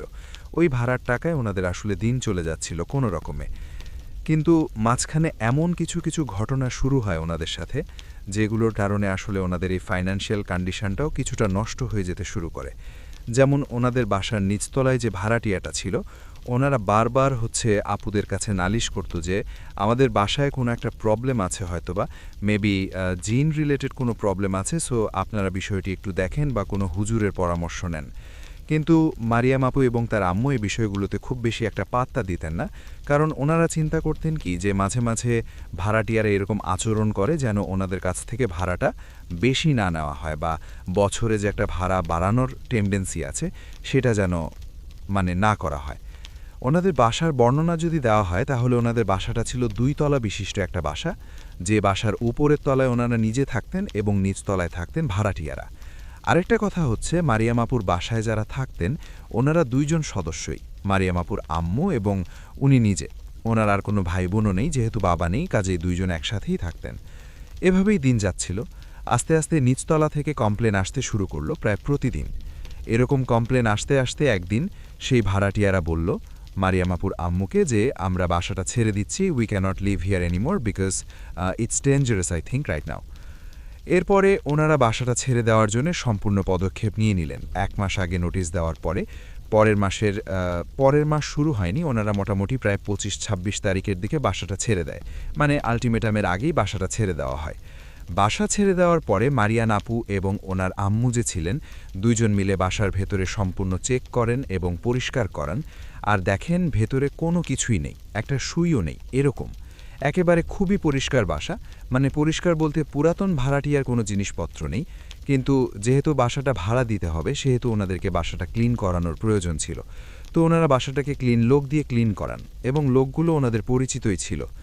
এরপর যখন আবার বাসা ভাড়া নেওয়ার কথা ওঠে, অন্য কারো ভাড়াটিয়া কেউই বাসা ভাড়া নিতে চায় না, কারণ ওনাদের যে ভাড়াটিয়ারা ছিল ওনারা আসলে মারিয়াম আপুদের সাথে একটা নাইনসাফি করে গেছে বলে উনি মনে করেন। যেমন ওনারা বাসা ছাড়ার কারণ হিসাবে প্রতিবেশীদেরকে এটা বলে গিয়েছিলেন যে ওনাদের বাসায় জিনের উপদ্রব বা অশরীরী কিছুর উপদ্রব আছে, যেই কারণে ওনারা বাসাটা ছাড়তে বাধ্য হচ্ছেন। এই কারণে আসলে যখনই কোনো মানুষ বাসা ভাড়া নিতে আসতো তখনই তাদের মাথায় এই জিনিসগুলো ঢুকিয়ে দেওয়া হতো। কারণ আপনি চিন্তা করে দেখেন রিয়েল লিসনার, যখন আপনি কোনো একটা বাসা ভাড়া নিতে যাবেন, অবশ্যই সেই এলাকার মানুষের কাছ থেকে সেই বাসার বাড়িওয়ালা বা ওখানে কে কে থাকে সব কিছু বিষয়ে কিন্তু আপনি একটা টোটাল ইনভেস্টিগেশন করবেন বা টোটাল ইনফরমেশন কালেক্ট করবেন। তো বাকি ভাড়াটিয়াদের ক্ষেত্রেও জিনিসটা এমনই ছিল, কিন্তু মারিয়াম আপুদের বাসার এই বদনামটা শোনার পরে কেউই সেই বাসায় ওঠার জন্য আর রাজি হয় না। তো এভাবে বাসাটা খুলি পড়ে থাকে একেবারে। তো বাসা যেহেতু খালি, সেই ক্ষেত্রে এখন মারিয়াম আপুদের যে দোতলায় বাসা ছিল ওনাদেরও ভয় লাগতে শুরু করে, কারণ সম্পূর্ণ বাসায় এই 2 তলা একটা বাসা, এই সম্পূর্ণ 2 তলা বাসায় ওনারা ছাড়া আর কেউ নেই, 2 জন মাত্র মহিলা মানুষ। তো ওনাদের কিছুটা ভয় লাগতে শুরু করে যে যদি এখানে এরকম উল্টাপাল্টা কিছু হয়েও যায়, আমাদেরকে কে রক্ষা করবে এসে, এরকম চিন্তা তাদের হতো। তো একদিন রাতের বেলা ওনারা ঘুমাচ্ছিলেন, এমন সময় নিচতলা থেকে খুবই জোরে দৌড়াদৌড়ি সাউন্ড আসতে শুরু করে, খুবই জোরে জোরে, জাস্ট লাইক যে বাসাটা পার্টি গোয়িং অন, একটা পার্টি হচ্ছে, কিন্তু নিচতলায় তো কেউ নাই। তাহলে পার্টি, এরকম সাউন্ড, এই জিনিসগুলি কোত্থেকে আসছে? ওনার আম্মু ওনাকে বললেন যে মা দেখো, তোমার এগুলো নিয়ে এত কিছু চিন্তা করার দরকার নেই, জাস্ট তুমি ঘুমায় যাও। কিন্তু মারিয়াম আপু দেখেছিলেন যে ওনার মায়ের চোখে মুখে একটা ভয়ের ছাপ। কারণ দুইজনেই জিনিসটা শুনতে পেয়েছিলেন। এভাবে সেদিন পার হয়ে গেল এবং পরবর্তী দিন ওনাদের বাসায় ওনাদের প্রতিবেশীরা আসলো। এসে ওনারা আম্মুকে বলছে যে আপা, আপনাদের বাসা থেকে তো রাতের বেলা এরকম সাউন্ড পাচ্ছিলাম, কোনো কিছু কি সমস্যা ছিল? মারিয়াম আপুর আম্মু বলে কি, না এরকম তো আসলে কোনো সমস্যা তো নাই, বাট আমরাও সাউন্ড পেয়েছিলাম, হয়তো বা নিচে কোনো কুকুর বিড়াল মারামারি করছিল, এই কারণে হয়তো বা। কিন্তু মারিয়াম আপুর আম্মু বুঝতে পেরেছিলেন বিষয়টা, যে দেয়ার সামথিং গোয়িং অন, যেটা ইজ নট রাইট। এরপরে একদিন মারিয়াম আপু স্কুল থেকে ফিরলেন এবং উনি দেখলেন যে ওনার আম্মু বাড়িতে নেই। ওনার আম্মু বাড়িতে না থাকার জন্য উনি রান্নাঘরে গেলেন এবং গিয়ে দেখলেন কি যে রান্নাঘরে আজকে কি রান্নাঘর আছে, আমি কি খাবো। গিয়ে দেখলেন মানে রান্নাঘরে মোটামুটি রান্না এখনও শেষ হয় নাই, ওনার আম্মু ভাত রান্না করে গেছেন, আর যে দরকারি ছিল ওটা সম্পূর্ণ রান্না না করেই মেবি কোনো একটা কাজে বাহিরে গেছেন। তখন উনি শুনতে পেলেন কি রান্নাঘরের জানালা দিয়ে সেই নিচতলা থেকে কারো হাঁটা চলা এবং দৌড়াদৌড়ি শব্দ আসছে। এইবার উনি বেশ কিউরিয়াস হয়ে গেলেন এবং চিন্তা করলেন কি, I need to go and find out who it is. তো উনি চলে গেলেন আস্তে আস্তে সেখানে। যেহেতু দিনের বেলা ওনার ভয় লাগছিল না, আর ওনার যে বয়সটা, এই বয়সে আসলে জিন ভূত কি উনি সেটা বুঝতেনও না। যখন ভাড়াটিয়েরা ওনার মার কাছে কমপ্লেইন দিতেন এসে, উনি ওনার মাকে কয়েকবার জিজ্ঞেস করেছিলেন যে আম্মুর জিন কি, কিন্তু ওনার আম্মু ওনাকে কোনো ধরনের প্রেসাইজ কোনো সার্টেন উত্তর দেন নাই। তো এই কারণে উনি আসলে জিন ভূত সম্পর্কে খুব বেশি একটা জানতেনও না। তারপরেও মানুষের যে একটা ইনার ফিয়ার আছে যে কোনো একটা অন্ধকার ঘরে যাওয়ার জন্য, এটা ওনার মধ্যে তখন বেশি একটা ছিল না, বিকজ উনি খুব ছোট ছিলেন। এত জিনিস আসলে ওনার মাথায় থাকার মতো ছিল না। উনি ধীরে ধীরে কি করলেন, ওনার ফ্ল্যাটটা ছেড়ে উনি নিচে যাওয়া স্টার্ট করলেন। এবং যখন উনি নিচে যাচ্ছিলেন তখন শুনতে পেলেন কি, উনি যখন সিঁড়ি দিয়ে নামছিলেন তখন শুনতে পেলেন ওই শব্দগুলি আরও তীব্র হচ্ছে। ইট ওয়াজ জাস্ট লাইক যে উনি যাচ্ছেন এবং শব্দগুলো ওনার কাছে আসছে, উনি প্লেসটার খুব কাছে চলে গেছেন যে জায়গা থেকে শব্দগুলি হচ্ছে। যখন সিঁড়ি নেমে গেলেন তখন উনি দেখলেন যে নিচতলার বাসার যে মেইন ডোর, সেই মেইন ডোরটা খোলা। অ্যাকচুয়ালি মেইন ডোরটা খোলাই থাকে সবসময় ভাড়াটিয়ে যাওয়ার পরে, কারণ ওনারা মেইন ডোরের যে লকটা ছিল সেটা ড্যামেজ করে দিয়েছিলেন। তো ওনাদের এখানে যেহেতু আর কোনো নতুন ভাড়াটিয়া ওঠেন নাই, সেহেতু ওনারা আর লকটাকেও রিপেয়ার করেন নাই। তো আপু কী করলেন, ভেতরে চলে গেলেন আস্তে আস্তে। এবং ঘরের ভেতরে যখন উনি গেলেন দেখলেন কি যে অন্ধকারে ভরা, একেবারে চারপাশটা, ঘরের চারপাশ অন্ধকারে ভরা। উনি ভেতরে গেলেন এবং সামনে একটা রুম ছিল, সেই রুম থেকে এরকম আওয়াজগুলি আসছিল। উনি যখন ওই রুমের কাছে গিয়ে, রুমের যে পাঞ্চ লক থাকে, গোল ঘোরানো যায় যেটাকে, ওই পাঞ্চ লকে হাত দেওয়ার সাথে সাথে ভেতর থেকে আসার সাউন্ডগুলি থেমে গেল। ইট ওয়াজ জাস্ট লাইক যে যেই জিনিসগুলো এই সাউন্ডগুলো করছিল, ওই জিনিসগুলোর মারিয়াম আপুর এখানে আসার খবর কানে চলে গেছে, সাউন্ডের মাধ্যমে কানে চলে গেছে। এই কারণে তারা আর কোনো ধরনের কোনো শব্দ করছে না। মারিয়াম আপু তারপরেও ভয়ে ভয়ে চিন্তা করলেন দরজাটা খুলবেন কি খুলবেন না, বিকজ ওইটাকে তখন ওখানে অনেক অন্ধকার ছিল এবং অন্ধকারে উনি কিছুই তেমন দেখতে পাচ্ছিলেন না। যেহেতু সারা ঘর একবারে খালি, সো অন্ধকারটা খুবই ডার্ক। এখন মারিয়াম আপু বলেছেন যে এখানে অনেক মানুষ আমাকে বলবে যে আমি একটা বোকা মেয়ে, কারণ আমি ইলেকট্রিসিটি কেন অন করিনি। এখন ইলেকট্রিসিটি উনি অন করেন নাই কারণ ওনাদের বাসার যে ফিউজটা ছিল নিচতলার, সেই ফিউজটা মানে ড্যামেজ ছিল। আর ওনাদের বাসার এমন একটা পরিস্থিতি যে ইলেকট্রিশিয়ান কল করেছিল, কিন্তু ইলেকট্রিশিয়ান বর্তমানে শহরের বাইরে ছিলেন। আর যেহেতু ওনারা দুইটা মহিলা মানুষ একসাথে বাসায় থাকেন এবং উনি খুব ছোট, এই কারণে ওনার আম্মু কখনো চাইতেন না যে বাহিরের কোনো লোক আসুক ওনাদের বাসায় যারা অপরিচিত। আর এই ইলেকট্রিশিয়ান যে ছিল উনি ছিলেন মানে মারিয়াম আপুর মৃত বাবার বয়সী। যেহেতু অনেক আগে থেকে পরিচয়, সুতরাং ওনাদেরই শুধুমাত্র ঘরে আসার অ্যাক্সেস ছিল। তো এই কারণে উনি ইলেকট্রিসিটি লাইট চালাতে পারেননি। কিন্তু যখন উনি ঘরের দরজাটা হাত দিয়ে পাঁচ করে খুললেন, উনি দেখলেন ভেতরে একটা চেয়ার ঘরের মাঝখানে, একদম মাঝখানে একটা চেয়ার বসানো। আর চেয়ারের উপরে উনি যখন অনেকক্ষণ চেষ্টা করে দেখলেন যে কি আছে, উনি দেখতে পেলেন কি যে চেয়ারের উপর একটা সাদা কাপড় দেওয়া। তো উনি চিন্তা করলেন সাদা কাপড়টা কিসের, আর এখানে চেয়ারেও বা কোথা থেকে আসবে। কারণ ভাড়াটিয়া যাওয়ার পরে ওনারা সম্পূর্ণ ঘর ক্লিন করিয়েছেন এবং সম্পূর্ণ ঘরে চেক করেছেন। দেয়ার ওয়াজ নো ফার্নিচার্স যেগুলি ভাড়াটিয়ে রেখে গেছেন বা কিচ্ছু, সেরকম কিচ্ছু ছিল না। তো এই চেয়ার কোত্থেকে আসলো এই চিন্তা উনি করতে লাগলেন। এরপরে উনি চেয়ারের কাছে যেতেই উনি দেখলেন কি যে সেই সাদা যে কাপড়টা, সেই কাপড়টা একটা মানুষের মতো শেপ নিচ্ছে এবং মাথার যে অংশটা আছে সামনের, ওখানে লাল টাইপের দুটো চোখের মতো দেখা যাচ্ছিল। উনি কিছুটা ভয় পেয়ে পেছনের দিকে সরে গেলেন। তখন সেই কাপড়টা মারিয়াম আপুর উপরে এসে দুই হাত ধরে বলছে, এটা আমাদের ঘর, এখানে কেন আসলি, এখানে আসবি না, এটা আমাদের ঘর, আমরাই এখানে থাকব, এখানে কাউকে থাকতে দেব না, তোরা কেউ এই জায়গায় আসতে পারবি না। এই কথা শুনে মারিয়াম আপু অজ্ঞান হয়ে যান এবং ওনাকে তারপরে ওনার যখন জ্ঞান ফেরে, মানে ওনাকে উনি দেখেন যে উনি ওর রুমের ভেতরে শুয়ে আছে, নিজের রুমের ভেতরে, এবং ওনার আশেপাশে ওনার পাড়া প্রতিবেশী এবং ওনার আম্মু। তো ওনার আম্মু ওনাকে জিজ্ঞেস করেন যে তুমি নিচতলার ঘরে কেন গিয়েছিলা। উনি বলেন কি যে আম্মু, আমি তো আসলে ওরকম সাউন্ড পাচ্ছিলাম, দ্যাটস ওয়াই আমি নিজের ঘরে গিয়েছিলাম, কিন্তু আমি এখানে এরকম জিনিসপত্র দেখেছি। তো উনি কি করলেন, এ কথা যখন বললেন ওনার আম্মুকে, তখন ওনার আম্মু কী করলেন, বাহিরে যত ফুট পড়া প্রতিবেশী ছিল সবাইকে বললেন কি আপনারা বাসায় চলে যান, এখন কোনো সমস্যা নেই। কারণ ওনার আম্মু আসলে চাচ্ছিলেন না যে প্রতিবেশীর এই কথাগুলি শুনুক। ওনারা চলে যাওয়ার পরে মারিয়াম আপু সম্পূর্ণ ঘটনা ওনার আম্মুকে খুলে বলেন। ওনার আম্মু বলেন কি যে তোমার ওখানে যাওয়াটা ঠিক হয় নাই, জিন কি তুমি জানো? তখন মারিয়াম আপু জিজ্ঞেস করে যে জিন কি। তখন ওনার আম্মু ওনাকে একটা পার্টিকুলার ধারণা দেন জিন সম্পর্কে, এবং উনি তখন প্রচণ্ড ভয় পেয়ে যান যে আমার সাথে তো অনেক কিছু এরকমও হতে পারতো, খারাপ কিছু হতে পারতো। আর এমন একটা জায়গা ছিল সেটা, ওখানে আমি যদি মরে চিৎকারও করতাম কারো কানে আমার কোনো আওয়াজ আসতো না। সো আমি কত বড় একটা বিপদ থেকে বেঁচে ফিরেছি, আলহামদুলিল্লাহ। তো এই ঘটনার পরে ওনারা কি করলেন, একজন হুজুরে শরণাপন্ন হলেন, এলাকার মসজিদের হুজুরে শরণাপন্ন হলে হুজুর যখন পরের দিন সেই বাসায় গেলেন, যাওয়ার পরে সন্ধ্যের দিকে উনি ঘরের ভেতরে ঢোকেন এবং এরপরে সেখান থেকে উনি 10 মিনিটের ভেতরে বেরিয়ে চলে আসেন। চলে আসার পরে মারিয়াম আপুর আম্মু জিজ্ঞেস করেন যে হুজুর কি সমস্যা আসলে এই বাসার। উনি বলেন যে এই বাসায় আগে যারা ভাড়াটিয়া ছিল তাদের কেউ বা অন্য কেউ এমন কিছু একটা পাঠিয়েছে বা কোনো একটা কালো জাদু করেছে এই পরিবারের ওপরে, করেছিল, এবং যেই জাদুটা ছিল ইফরিত জিনের মাধ্যমে করা জাদু, এবং এই ইফরিত জিন এই জায়গায় এসে এখন এখান থেকে আর যাচ্ছে না।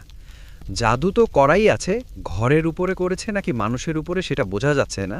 আর এখানে এক না একাধিক জিন। আর যেহেতু এরা ইফরিত, আমার এরকম কোনো ক্ষমতা আসলে নাই যে আমি এদের সাথে লড়াই করব, so I am really sorry, আমি এটা পারবো না। এই কথা বলে হুজুর চলে গেলেন। এবং এরপরে মারিয়াম আপু এবং তার আম্মু মোটামুটি বেশ ভালো ভয় পেয়ে গেলেন। ভয় পাওয়ার পরে ওনাদের তো আসলে কিছু করার নেই, বাড়িতে শুয়ে আছেন রাজাবেলা ওনারা। উনি ওনার আম্মুকে বলছেন যে আম্মু আমরা এই বাসাটা ছেড়ে দিই। কিন্তু ওনার আম্মু বলছে কি যে মা বাসা তো ছাড়বো ঠিক আছে, কিন্তু যাব কোথায়? আর এই বাসা যদি ছেড়েও দেই তাহলে বাসার যে দাম হবে সেটা তো অর্ধেকও হবে না, কারণ আমাদের বাসাটা তো বদনাম হয়ে গেছে অনেক। আর আমরা নিজেরাও শুনতে পাচ্ছি আমরা কিভাবে আমাদের মোরাল ইথিক্সের এগেনস্টে গিয়ে এই বাসাটা বিক্রি করে অন্য কাউকে বিপদে ফেলবো বল? তো বাসা বিক্রি করা যাচ্ছে না। সেদিন রাতের বেলায় ওনারা যখন ঘুমাচ্ছেন তখন বাসার নিচ থেকে অনেক জোরে জোরে হাঁড়ি পাতিল ভাঙার সাউন্ড আসছে, গ্লাস বা কাচের পিরিচ ভাঙার শব্দ আসছে, স্টিলের বা কাঁসার যে মানে আসবাবপত্র আছে সেগুলো পড়ে যাওয়ার ঝনঝন শব্দ আসছে। ওনার আম্মু এবং উনি সারা রাত ভয়ে ভয়ে কোনো রকম একটা বার করে দেন। ভোরের আজান হলে মোটামুটি সব কিছু বন্ধ হয়ে যায়। সকাল হওয়ার সাথে সাথে একটা প্রতিবেশী এসে ওনাদের বাসার কলিং বেল চাকান। মারিয়াম আপুর আম্মু বারান্দা দিয়ে নিচের দিকে যখন তাকালেন তখন দেখলেন প্রতিবেশী এসছে। প্রতিবেশী ওনাকে জিজ্ঞেস করে নিচ থেকেই যে, আপা, আপনার বাসায় কি কোনো সমস্যা? সারা রাত এখান থেকে এরকম ঝনঝন আর কিছু ভাঙা শব্দ পেলাম, কি সমস্যা আমাদেরকে বলবেন? মারিয়াম আপুর আম্মু আঙুল দিয়ে ইশারা করলেন। ইশারা করে দেখালেন যে নিচতলার বাসা থেকে এরকম সাউন্ড আসছে। ওই মহিলা এই কথা শুনে বাসার দিকে একটু তাকালেন এবং দৌড়া সেখান থেকে চলে গেলেন। কেন চলে গেলেন সেটা তখন উনি আর বলেন নাই। সন্ধ্যার দিকে মারিয়াম আপু এবং ওনার আম্মু মিলে দুজনে ওই প্রতিবেশীর বাড়িতে গেলেন এবং প্রতিবেশীকে যখন জিজ্ঞেস করা হলো যে আপনি এভাবে কী কারণে চলে এলেন, তখন সেই প্রতিবেশী বললেন যে আপনাদের বাড়িতে অবশ্যই কিছু একটা আছে। আমি যখন ওখানে উকি দিয়েছিলাম কিছু একটা এরকম আমি দেখলাম, আমার সাদা কাপড়ে মোড়ানো লাল লাল চোখের মতো কিছু একটা দেখা যাচ্ছে। আমার গলা টিপে আমাকে উপরে তুলে ফেলেছে। আমার কাছে মনে হলো আমি তার কাছে, এবং আমাকেই গলা টিপে উপরে তুলে ফেলেছে এবং আমি সেটা দেখছি। এই দৃশ্য দেখে আমার পক্ষে থাকা সম্ভব হয়নি। আপা, আপনাদের বাসাটায় সমস্যা আসে, এটা আপনারা ছেড়ে দেন। এই কথা বলার পরে মারিয়াম আপুর আম্মু আবার সেই হুজুরের সাথে যোগাযোগ করেন এবং বলেন কি যে এটা কি করা যায়। হুজুর বলেন যে এখানে আমাদের কিছু করার নাই, বেটার হবে আপনারা এই বাসাটা ছেড়ে দেন। তো বাসাটা তখনও বিক্রি করা হয়নি। মারিয়াম আপু এবং ওনার আম্মু চলে গেলেন মারিয়াম আপুর নানি বাড়িতে। সেখানে মোটামুটি প্রায় 1-1.5 বছর ওনারা থাকলেন। এই 1-1.5 বছর থাকার পরে যখন ওনারা বাড়িতে এলেন, এক রাত থাকলেন, কারণ বাসাটা তখন বিক্রির কথা চলছে একটা ডেভেলপারের জন্যে। তো ডেভেলপারের জিনিসপত্র সাইন করার জন্যে ওনাদেরকে সেই বাসাটা একদিন থাকার প্রয়োজন ছিল। যেদিন ওনারা রাতের বেলা সেই বাসায় থাকলেন, মানে এমন ভয়ানক অবস্থা, মনে হচ্ছিল সিঁড়ি দিয়ে রাতের বেলা কিয়াম ওনাদের বাসার দিকে উপরে উঠে যাচ্ছে, কিন্তু সে চড়তে সময় লাগে 5 থেকে 6 সেকেন্ড সর্বোচ্চ। একটা মানুষের 1 তালা থেকে 2 তালার কতই সময় লাগবে, কিন্তু ওনাদের কাছে মনে হচ্ছিল 10-15 মিনিট ধরে কেউ সিঁড়িতে উপরে উঠছে, কিন্তু ওনাদের বাসার কাছে আসছে না। বাসার সামনে সাউন্ড হচ্ছে বিভিন্ন টাইপের, যেমন বাটি ভাঙা, চামচ ফেলে দেওয়া বা দরজা ধাক্কানো, এরকম সাউন্ড। এবং ওনারা দুইজনেই শুনতে পারেন একটা চিৎকার যে এই বাসা আমাদের, এখানে শুধু আমরাই থাকবো, আর কেউ থাকতে পারবে না। যদি কেউ এই জায়গার ক্ষতি করার চেষ্টা করে তাহলে আমরা তাকে দেখে নিব, চলে যায় এখান থেকে। এই কথা শুনে মারিয়াম আপু এবং ওনার আম্মু প্রচণ্ড ভয় পেয়ে যান এবং কোনো রকমের সকালের অপেক্ষা করতে থাকেন। এবং সকাল হলেই ওনারা চলে যান সেই ব্রোকারের কাছে যে বাসাটা বিক্রি করে দিচ্ছে।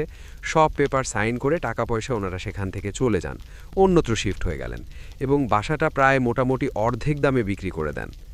এরপরেও এই বাসাটার কী হয়েছিল সেটা ওনারা জানেন না, কিন্তু ওনাদের মসজিদের যে ইমাম সাহেব ছিলেন সেই ইমাম সাহেবের সাথে পরবর্তীতে কথা বললে উনি বলেন যে উনি ওনার এক বন্ধুর সাথে এই বিষয়ে কথা বলেছিলেন। উনি বলেছিলেন যে এটা বাড়ি বান্ধার একটা মানে কালো জাদু ছিল।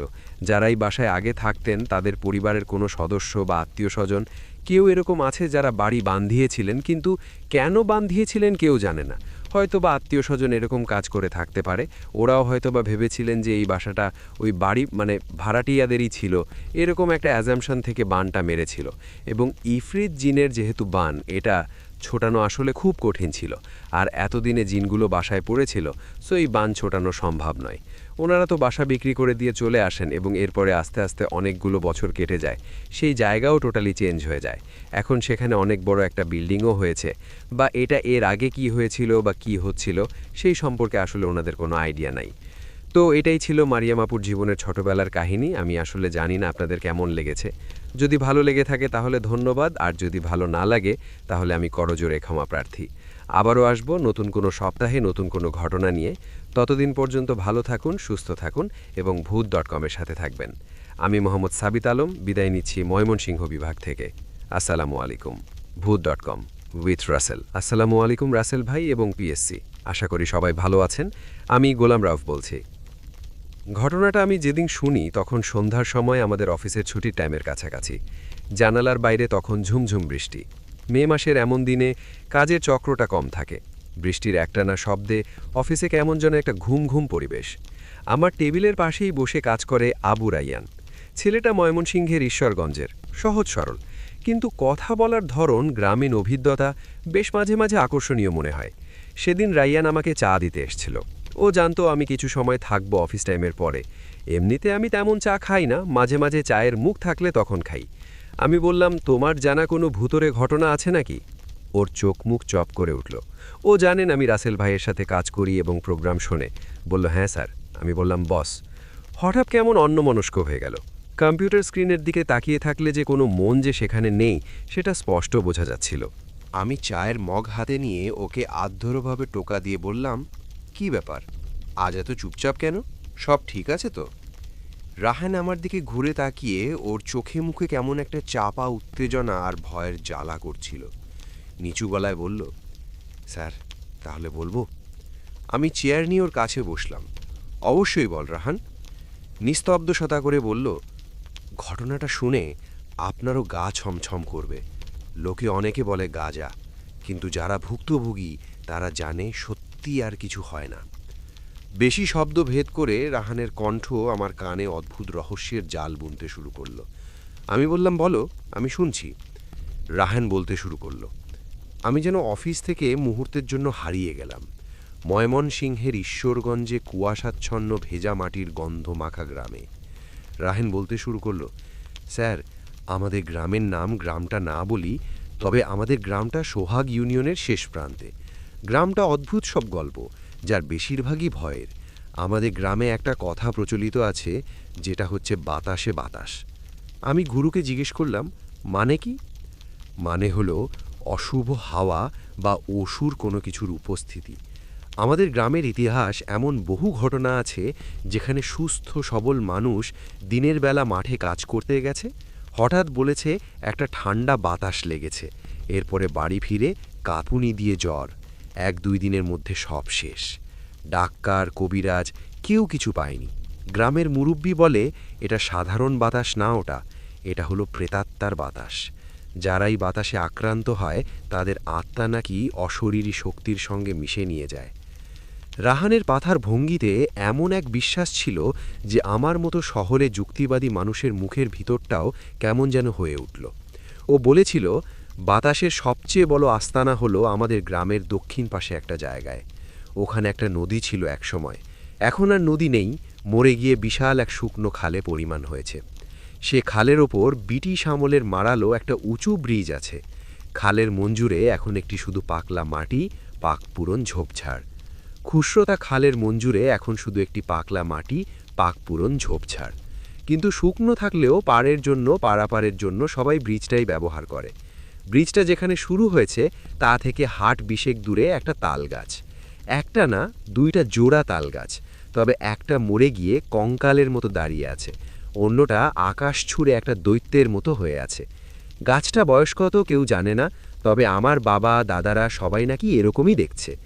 ওই তাল গাছটার ব্রিজে নিয়ে গ্রামের যত ভয়। রাহেন একটু পানি খেয়ে আবার বলা শুরু করলো, লোকে তাল গাছে নাকি জিন থাকে। কেউ দুপুরবেলা ওই তাল গাছের ছায়ায় বসে আর বাড়ি ফিরতে পারেনি। আবার অনেকে দেখেছে অমাবস্যার রাতে তাল গাছের মাথা থেকে দপ করে আগুনের পিণ্ড নেমে আসে, খালের মধ্যে মিলিয়ে যায়। যে দেখেছে সে ভয় কোনোদিন ওদিকে মারায়নি। আমি বললাম, এগুলো তো শোনার গল্প, তুমি নিজেকে চোখে দেখেছ? রাহান মাথা নামালো, আমি কিছু দেখিনি। আমার খুব কাছের একজন মানুষ, আমার চাচাতো ভাই, এই ঘটনার শিকার। তার নাম সফর আলী। তার মুখ থেকে শোনা এই ঘটনা। সফর কাকার বয়স এখন 50-এর কোঠায়, শক্তি সামর্থ্যে একজন কৃষক। ভূতকে বিশ্বাস থাকলেও ভয়টা একটু কমই ছিল। সারাদিন মাঠে কাজ করে সন্ধ্যায় বাড়ি ফেরা তার নিত্যদিনের অভ্যাস। ঘটনা ঘটেছিল গত বর্ষার সময়। তখন সবে সন্ধ্যা নামছে, পশ্চিম আকাশের সিঁদুরের মেঘ, চারদিকে ঝিঝি পোকার ডাক শুরু হয়েছে। সফর কাকা পাশের গ্রাম থেকে কাতের বাড়িতে ফিরছিলেন। তার বাড়িতে ফিরতে হলে অভিশপ্ত ব্রিজটা পার হতেই হবে। এবার রাহান একটু থামল, যেন সে সন্ধ্যার ব্রিজটি দিয়ে নিজেকে ভাসিয়ে তোলার চেষ্টা করছে। কাকা বলছে, সে ব্রিজের কাছে আসতেই তার মনটাকেও উড়া লাগতে শুরু করে। চারপাশে ঝিঝির ডাক হঠাৎ থেমে গেল। একটা থমঠে অস্বাভাবিক নীরবতা, মাঝে কোনো শব্দ নেই, শুধু তালগাছের শুকনো পাতাগুলি বাতাস নয় নিজে থেকেই যেন খসখস শব্দটি করে নড়ছিল। ব্রিজে যখন প্রথম পা রাখলেন ঠিক তখনই তার মনে হলো আবহাওয়াটা হুট করে ঠান্ডা হয়ে গেছে, অথচ তখন ছিল গরমকাল। একটা হিংশীতল স্রোত তার শিরদাঁড়া দিয়ে তিনি হারলাম বলে মুখে ফু দিয়ে সামনে এগুতে লাগল। ব্রিজটা বেশ লম্বা, মাঝ বরাবর যেতেই তার মনে হলো পিছনে কেউ একটা নিঃশব্দে হেঁটে আসছে, কিন্তু পিছনে তাকানোর সাহস হচ্ছিল না। তিনি বলেছেন, আমার মনে হচ্ছিল যদি পিছনে তাকাই তবে কিছু একটা দেখব যা সহ্য করার ক্ষমতা নাই। আমাদের কিন্তু এই জিনিসটা মাঝে মাঝে হয় না? তিনি যখন দ্রুত পায়ে হাঁটতে শুরু করলেন, কিন্তু যখনই গতি বাড়াচ্ছিলেন তখন তার শরীরটা ভারী হয়ে আসছিল। মনে হচ্ছিল কাঁধের ওপর কেউ যেন মন একটা পোছা চাপিয়ে দিয়েছে। ঠিক তখনই নাকে একটা তীব্র পচা বন্ধ করেছে, পচা ডুবার পানি বা মরাশ পশু বন্ধের মুখেও। জঘন্য ভাবসা একটা বমি চলে আসার উপক্রম।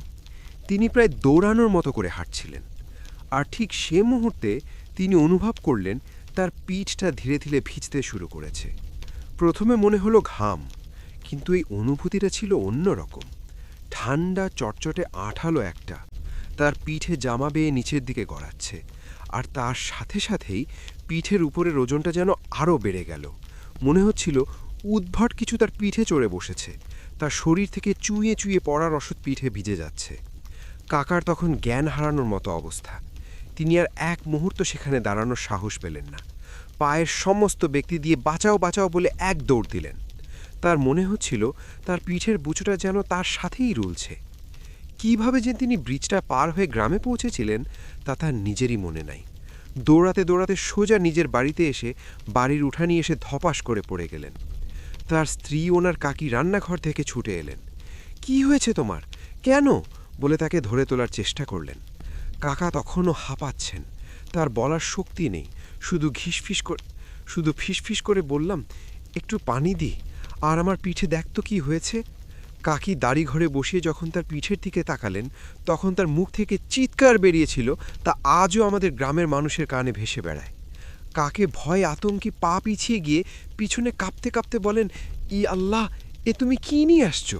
তোমার পিঠে খালি রক্ত, পুরা পিঠ রক্তে ভরে গিয়েছে। রায়ান যখন এই অংশটা বলছিল তখন ওরও গলা শুকিয়ে গিয়েছিল। আমার বুকের ভেতরটা ধরাস করে উঠেছিল। কাকা নিজেও অবাক করল, তার শরীরে কোথাও আঘাত লাগেনি, কাটেনি, ছিঁড়েনি, তাহলে এত রক্ত এলো কোথা থেকে? কাকি তাড়াতাড়ি কাপড় নিয়ে এসে যখন তার পিঠ মুছতে গেলেন তখন দেখলেন পুরো জামাটা তাজা টকটকে রক্তে ভেজা।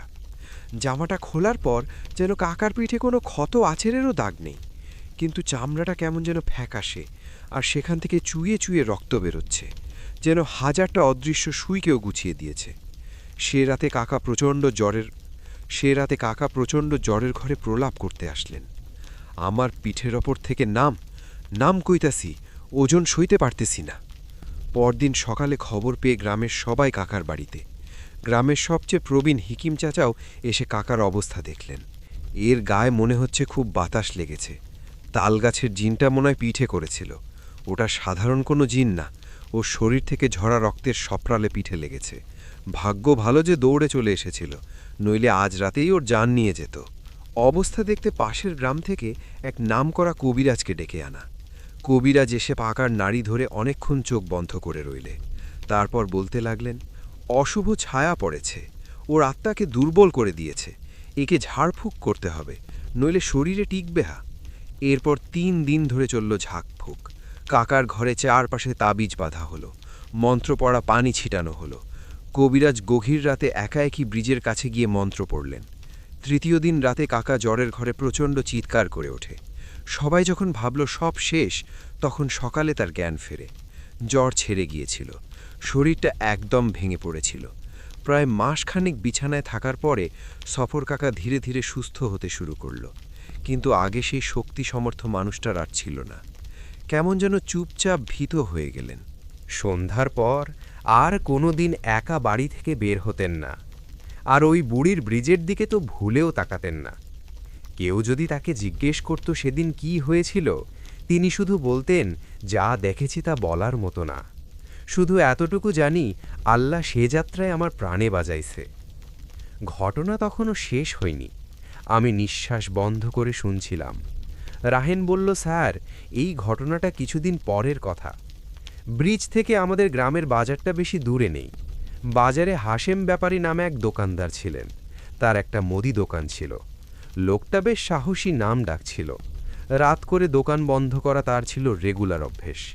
একদিন রাতে দোকান বন্ধ করতে করতে প্রায় 1টা বেজে গিয়েছে। তখন পুরো বাজার নিছুট, একটা কুকুরও ডাকছে না। হাশেম দোকানে তালা লাগিয়ে বাড়ির দিকে রওনা দিলেন। তার বাড়ি ওই ব্রিজটা পেরিয়ে যেতে হয়, তবে তার বাড়ির রাস্তা থেকে পিস্তার আন্দাজটা স্পষ্ট দেখা যায়। রাস্তায় নামতেই তিনি দেখলেন চারিদিকে কেমন যেন একটা অস্বাভাবিক নিস্তব্ধতা। পূর্ণিমার রাত ছিল, কিন্তু চাঁদের আলোটা কেমন যেন মরা মনে হচ্ছিল। তিনি যখন তালগাছটার দিকে তাকালেন, ঠিক তখনই দেখলেন সেই ভয়ঙ্কর দৃশ্য। প্রথমে নেমেছিলেন চোখের ভুল, কিন্তু না, তিনি স্পষ্ট দেখলেন বিশাল তালগাছটা মাথা দিকে দপ করে আগুনের গোলা জ্বলে। আগুনের রংটা ছিল নীলাভ সবুজ। গোলাটা দাদা গাছের মাথায় কয়েক সেকেন্ড স্থির রেখে হঠাৎ করে তীব্র গতিতে তার দিকে থেকে আসতে লাগল। কোনো শব্দে নেই, শুধু বনবনে আগুনের পিণ্ড সাই সাই করে এগিয়ে আসছে। হাশেম ব্যাপারী বলেছিলেন তখন তার হাত পা অবশ হয়ে গিয়েছিল, দৌড়ানোর শক্তিটুকু ছিল না। আমি শুধু চোখ বন্ধ করে আল্লাহকে ডাকছিলাম। মনে হচ্ছিল আজকেই জীবনের শেষ দিন। তিনি চোখ বন্ধ করে দৌড় দাঁড়িয়ে থাকলেন। কয়েক সেকেন্ড পর যখন বুঝলেন তার গায়ে কোনো আঁচ লাগতেছে না, তখন ভয়ে ভয়ে চোখ খুলেন। তাকিয়ে দেখেন কোথাও কেউ নেই। সে আগুনের গোলা, সে অস্বাভাবিক নিরাপদ সব উধাও। চারিদিকে আবার ঝিঝি পোকা ডাকতে শুরু করল, যেন কিছুই হয়নি। হাশেম ব্যাপারী সেদিন রাতেও আর বাড়ি ফিরতে যাননি। ভয় কাঁপতে কাঁপতে আবার দোকানে ফিরে এসে সারা রাত দোকানের ভিতরে বসেছিলেন। পরদিন সকালে এই ঘটনা বাজারে ছড়িয়ে পড়ে। গ্রামের মানুষের ভয় আরও বেড়ে যায়। রাহেন তার গল্প শেষ করে আমার দিকে তাকালো। ওর কপালে বিন্দুত ঘাম ঝরছে। অফিসের এসি ঠান্ডা, যেন সে ভয়ের উষ্ণতাকে কাটাতে পারছিল না। আমি কিছুক্ষণ চুপ করে রইলাম। কি বলবো বুঝতে পারছিলাম না। মানুষ হিসেবে আমার মন বলছিল এতগুলা হ্যালুসিনেশন বা গ্রামের মানুষের সম্মিলিত কোনো মানসিক ভয় তৈরি হওয়ার পর হয়তো সাফরকার পিঠে কোনো বিষাক্ত প্রকার রস লেগেছিল, যা থেকে চামড়ার প্রতিক্রিয়া হয়েছিল। হয়তো হাশেম ব্যাপারী ক্লান্তে কোনো আলো ঝলকানি দিয়ে আগুনের গোলা ভেবেছিলেন। কিন্তু রাহেনের চোখের দিকে তাকিয়ে আমার সব যুক্তি দুর্বল হয়ে যাচ্ছে। ওর বর্ণনায় যে ভয় আর আন্তরিকতা ছিল, গল্পে থাকা সম্ভব নয়। সাফার আলীর শারীরিক এবং মানসিক পরিবর্তন, হাশেম ব্যাপারীর আতঙ্ক, এগুলোতে বাস্তব। আমি রাহেনকে বললাম, সাফার কাকা এখন কেমন আছেন? রাহেন দীর্ঘ শ্বাস ফেলে বলল, এখন মোটামুটি ভালো স্যার, কিন্তু সেই ঘটনার পর থেকে মানুষটা পুরোপুরি বদলে গিয়েছে। আমাদের গ্রামের মানুষ এত সন্ধ্যার পরে ব্রিজের তালগাছের পাশ দিয়ে যেতে পারে। প্রয়োজন না হলে কেউ ওদিকে যায় না। ব্রিজটা আছে, তালগাছটাও দাঁড়িয়ে আছে, যেন হাজারো অসংখ্য রহস্য জনকে নিয়ে আমাদের দিকে তাকিয়ে আসছে। মগটা তখন টেবিলে হাঁটা, কফিটা করে ঠান্ডা হয়ে গেছে। জানালা বাইরে বৃষ্টি ধরে এসেছে, কিন্তু আমার মনের কিন্তু একটা অজানা ভয় সৃষ্টি। শহর গ্রামের দূরত্ব, যুক্তি আর বিশ্বাসের ব্যবধান সব কিছু যেন ভুলিয়ে গেল। আমি জানি না সাফারের রূপে যে পুবা লাশ, এর অস্তিত্ব সত্যি আছে কিনা। আমি জানি না সে তালগাছের কোনো অশরীরী শক্তি বাস করে কিনা। কিন্তু আবু রাহেনের বলা এই ঘটনা শোনার পর আমি এটা বিশ্বাস করতে বাধ্য হয়েছি। কিছু ভয় যুক্তির ঊর্ধ্বে, কিছু আতঙ্ক প্রজন্মের পর প্রজন্ম ধরে বেঁচে থাকে। কখনো কিংবদন্তি হয়, কখনো সাফার আলীর পিঠে বিষাক্ত রক্তের মতো বাস্তব। অফিস ছুটির পরে রাহেন আমাদের কেন্দ্রে চলে গিয়েছিল। তখন আমি পুরো ফ্লোরে একা। তো যখন আমি বের হওয়ার জন্য লাইট অফ করতে গেছি, আমার শরীরের ভিতরটা এত ভয় কাজ করছে যেটা বলে বোঝাতে পারবো না। এক দৌড়ে দরজার কাছে এসে ফিঙ্গার দিয়ে দরজা খুলে তারপর বের হয়ে এলাম। সত্যি এই ভয়টা রাহেনের গল্পের সবচেয়ে বড় সফলতা। সে তার গ্রামের আতঙ্কটা আমার মতো এক শহরে মানুষের মধ্যে সঞ্চারিত করতে পেরেছিল। আর এটাই সবচেয়ে বড় সত্য, ভয় স্থান, কাল, পাত্র মানে না। সবাই ভালো থাকবেন। আসসালামু আলাইকুম।